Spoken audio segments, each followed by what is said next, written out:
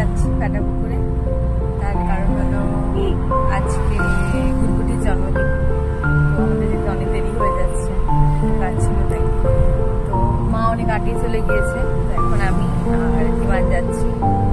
দেন বাকি পুরোটা তোমার সাথে পরে শেয়ার করবো।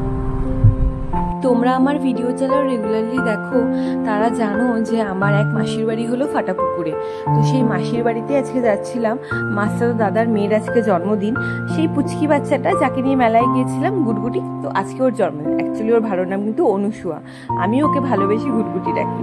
তো যাই হোক, আজকে ওর জন্মদিনের জন্য আমরা সবাই চলে গিয়েছিলাম। মা যদিও অনেক সকালেই চলে গিয়েছিল, আমি আর ধীমান যাচ্ছিলাম এখন। তো দেন ওর ওখানে পৌঁছে দেখি যে মেয়ে একদম রেডি। যদিও মেয়েকে নিয়ে ফটো তোলা জাস্ট ইম্পসিবল, তাও ওকে কিছুক্ষণ সময়ের জন্য পেয়েছিলাম, তো একটু ছোট্ট একটা ওর সাথে ক্লিপ নিয়ে নিলাম। যদিও জানো তো একটা খুব মজার জিনিস, ও কিন্তু হ্যাপি বার্থডে বলতে পারে। যেহেতু 2 বছর হয়েছে, কথা এখনো স্পষ্ট হয়নি, ও শুধু বলতে পারে হ্যাপি টুটু, হ্যাপি টুটু। তো ও কন্টিনিউ সবাইকে বলে যাচ্ছিল যে হ্যাপি টুটু, হ্যাপি টুটু। তো যাই হোক, বাড়ির বড়দের আশীর্বাদ পর্ব শুরু হলো। ওর দিদা, আমার মা, দেন ওর জেঠু, জেঠিমা, মা, বাবা এবং আমরা 2 পিসি। অ্যাকচুয়ালি আমি এবং ওর আরেক পিসি আছে, তো আমরা দুজনে, মানে ওর বিয়ে হয়েছে হ্যামিল্টনে এবং আমি শিলিগুড়িতে। তো আমরা দুজনে সবাই মিলে আশীর্বাদ পর্ব কমপ্লিট করলাম।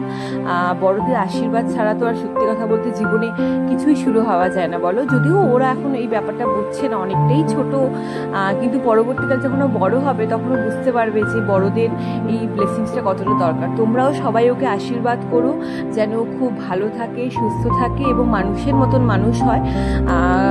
এটাই আমাদের কাছে কামনা, যে ও খুব ভালো হোক, বড় হোক, সুস্থ হোক। তো বাড়িতে দুটোই বাচ্চা দেখো, ওকে দিচ্ছে বলে আরেকজনও খুব তাড়াতাড়ি করে মাথা আগলিয়ে দিচ্ছে, ওকেও যেন আশীর্বাদ করা হয়।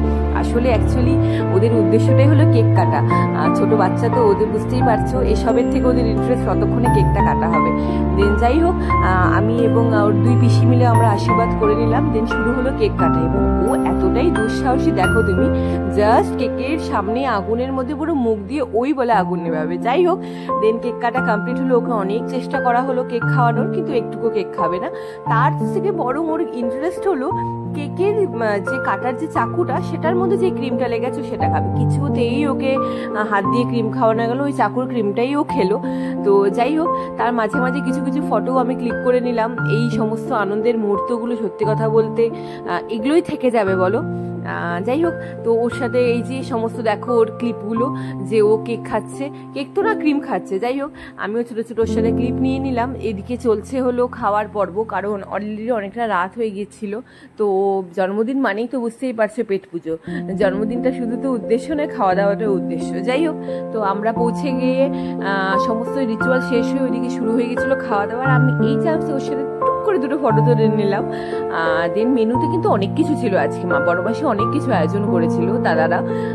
ভাত, দেন ছিল ইলিশ মাছের মাথা দিয়ে মুগ ডাল, লোটে মাছের ঝুড়ি, সর্ষে বাটা দিয়ে ইলিশ মাছ, এবং সরি আর মাছও ছিল যেটা আমি খাইনি অ্যাকচুয়ালি, এবং ছিল মাটন, দই, মিষ্টি, চাটনি, যেগুলো আমি তোমাদের সাথে শেয়ার করতে ভুলে গিয়েছি।